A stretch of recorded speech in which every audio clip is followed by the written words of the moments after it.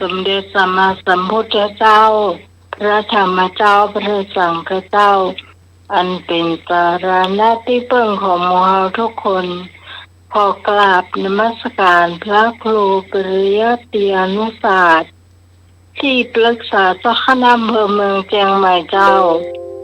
กราบนมัสการพระครูสมุยสุวัฒน์วรกิจโจผู้อำนวยการสถานีคลื่น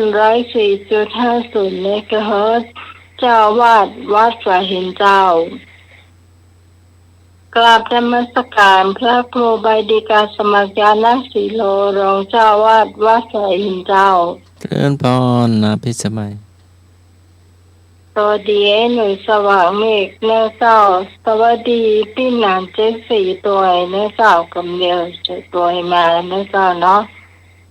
สวัสดีคุณผู้ฟังที่อยู่ทางบ้านทุกคนทุกท่านที่กำลังฟังรายการธรรมะคลายเครียด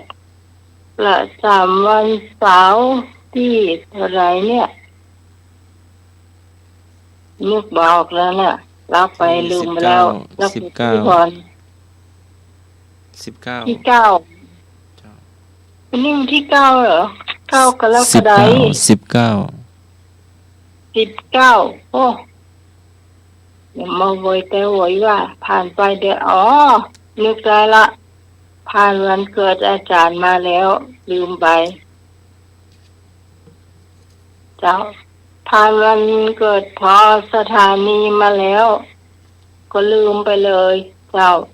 เอาก็ว่าจะอวยพรวันเกิดวันนั้นวันที่ก็ลืมไปเจ้าแล้ววันนี้ทีมงานธรรมะใครเสียนของเราก็มาพูดว่ากับคุณผู้ฟังเหมือนเช่นเคยทุกวันเสาร์แล้วก็วันอาทิตย์นะเจ้าตั้งแต่3 ทุ่มจนถึงเที่ยงคืนนะเจ้าไผอดหลับอดนอนก็ฟังจนจบรายการก็แล้วกันนะเจ้าแล้วก็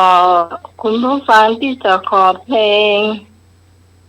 053-226-0589เจ้าสำหรับพี่พรน้องใหม่ลืมไปแล้วรู้แต่ว่าทูลทองใจพี่พรเอราวัณเนอะเขาตึงยอมภาพว่า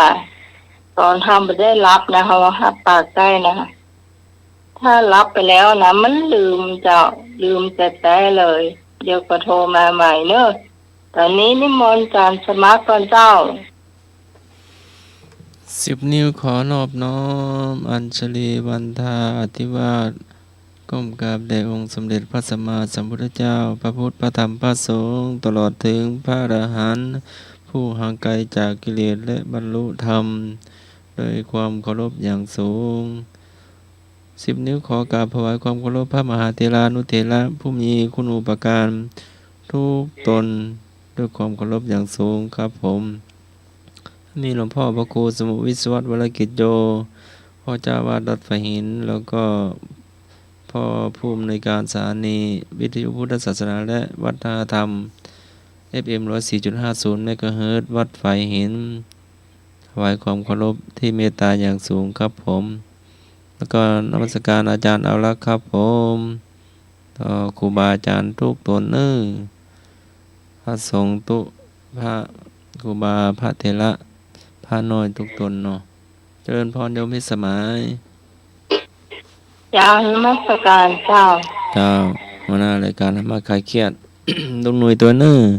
พออาจารย์74ตัวแล้วก็ท่านผู้ฟังทางบ้านทุกท่านที่สลับรับฟังอยู่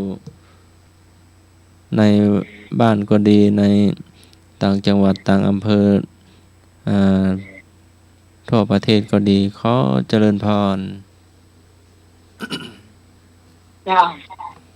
คุณผู้ฟังที่ขอเพลงเข้ามานะเจ้า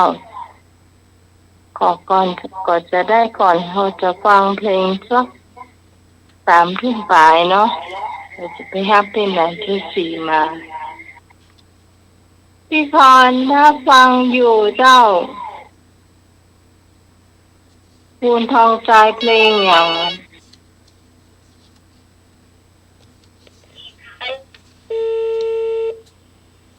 น้ำเตอ นอนน่าจะ ได้แล้ว น่าจะ จับไป โทรศัพท์ของพี่พรน่ะ เนาะอยู่ที่ห้องส่งไปยังตืดจ้ะ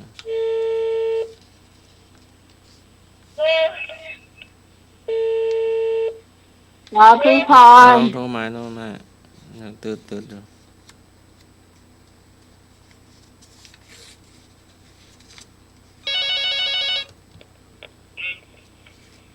เจ้าสวัสดีเจ้า เจ้า เจ้า พี่ตอง เจ้า ขโมยสังโฆหายไปตั้งใดเจ้า ได้ไง ไม่ได้หายไปตั้งใดฟังอยู่มันไม่ได้โทรมาก็ได้ แต่โทรฟรีอยู่แล้วก็โทรมากะ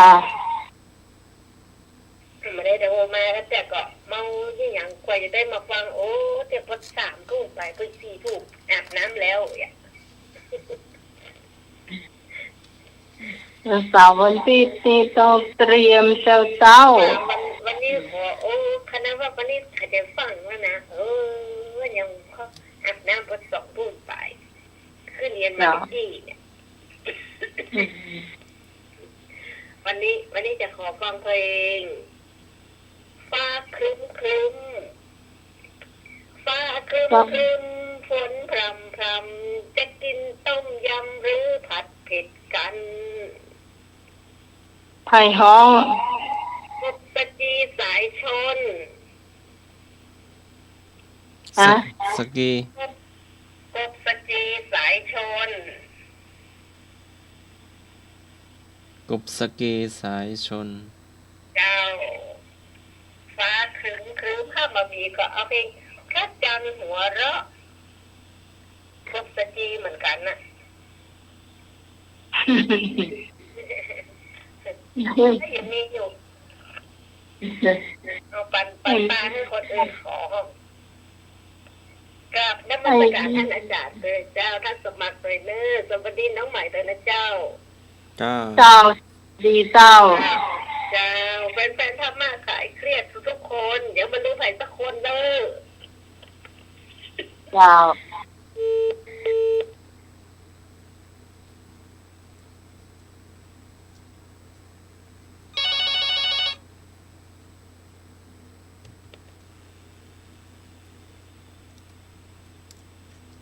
เจ้าสวัสดีเจ้า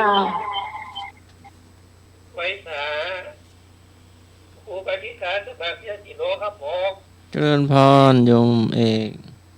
ไอ้เอกเจ้า เจ้า สวัสดีลุงลุยครับผม เจ้าสวัสดีแตนเนาะ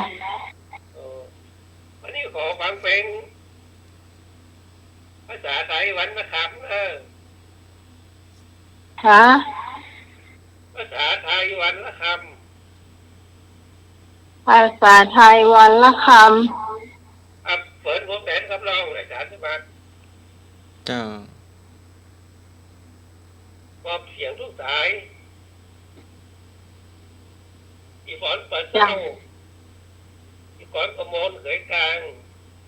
ำเจ้า โอสุฟิตลูกเสียงทุกสายครับผมดีครับ เจ้า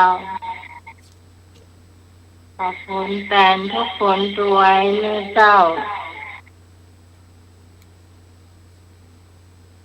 โดยเฉพาะพี่เพียนเนาะพี่จอนบอกค่อยสบายสวัสดีเจ้า นมัสการครับผมแฟนพันธ์แท้ครับ มาแล้วก็เจ้า มาแล้วเรียบร้อยครับหน้ามีมือถือแล้วครับหน้า เจ้า โอ้หายห่างไปหมื่นครับหน้า อันนี้มือถือใหม่แกมันถึงดังชัดเจนนี่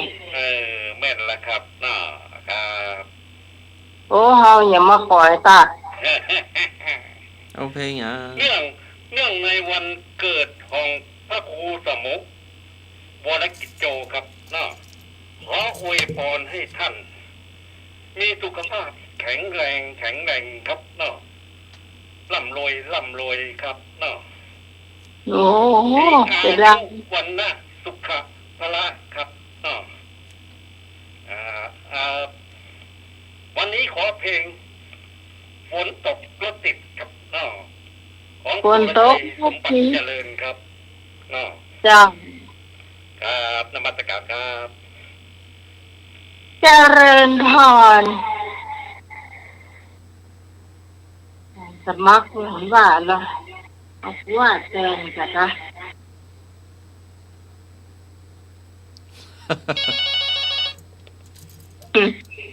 ฮัลโหลน้องหมาย เจ้า เป็นแก๊สที่ทานขอเพลงอันกอดพี่ให้รัก สอนพี่ให้รัก เออ เขา ใจการ เขา จะได้สักก่อนการได้ก่อวัตถิอู้อย่างท่องแต่เจ้าอ่ะการได้ก่อวัตถิอู้อย่างท่อง จะประการวันที่10ว่า7ลิน เจ้า อืม อ่านคือน้องใหม่ฮัทไว้ฮัทโทรศัพท์สี่ตัว พี่พรโทรเข้าเบอร์327เนอะ ฮะ เบอร์327มันจะดังเนาะเบอร์ที่พี่เห็นที่เจ้าเนี่ยน้องจะบัได้เอาไปนะ จ้า เจ้า เออเออ มีอยู่เนาะเบอร์327เนาะ นี่ถ้าปตี้บอกอ่านน้องใหม่โจทย์เพลงคำหน้าคลายเครียดอ่ะเพลงอันที่ก่อนน้องใหม่จะเข้ารายการนะ อืม ที่จำเนอะ เจ้า เราที่บ้านน้องใหม่ อืม ไปเยี่ยมได้ เจ้า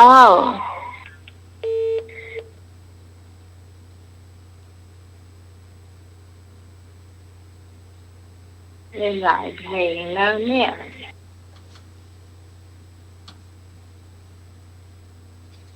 เริ่มเปิดได้เลยเนาะพี่พรก่อนถ้าได้เหลือเพลงสัญญาณรักสัญญาณใจ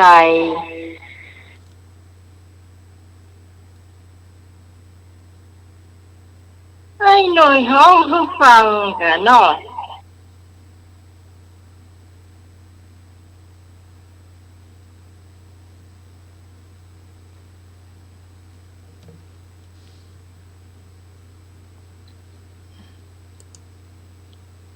ก็สวัสดีไปตังแม่วันนาห้วยห้องคล้ายตัวไอ้นะเจ้า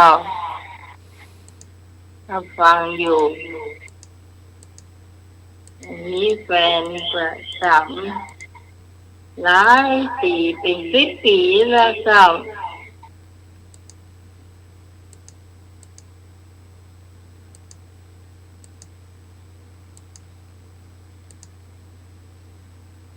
ใจเย็นนะเจ้าคุณผู้ฟังนี่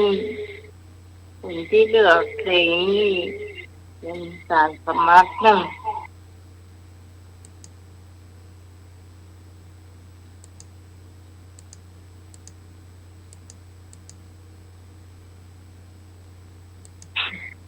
ได้มาขึ้น ติดตามชมหรืออันนี้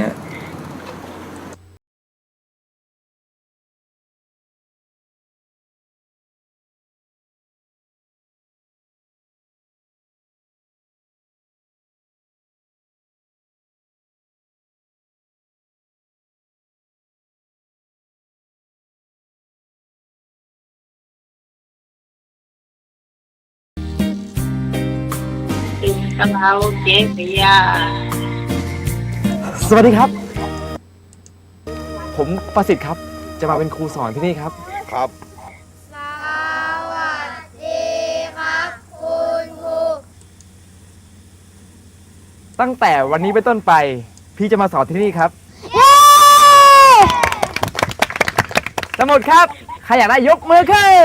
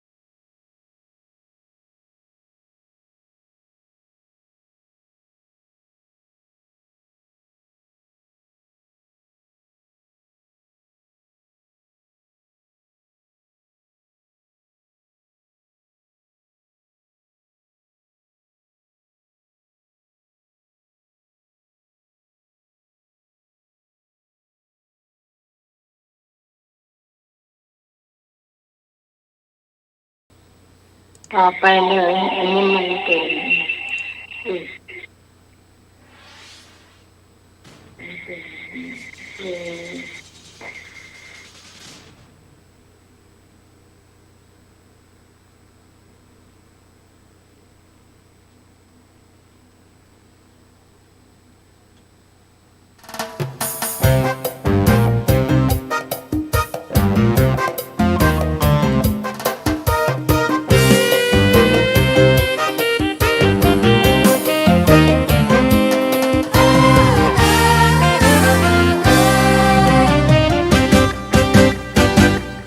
ฟ้าครึ้มครึ้มฝนพรำพรำจะกินต้มยำหรือผัดเผ็ดกัน ฟ้าครึ้มครึ้มฝนพรำพรำจะกินต้มยำหรือผัดเผ็ดกัน ยายกับต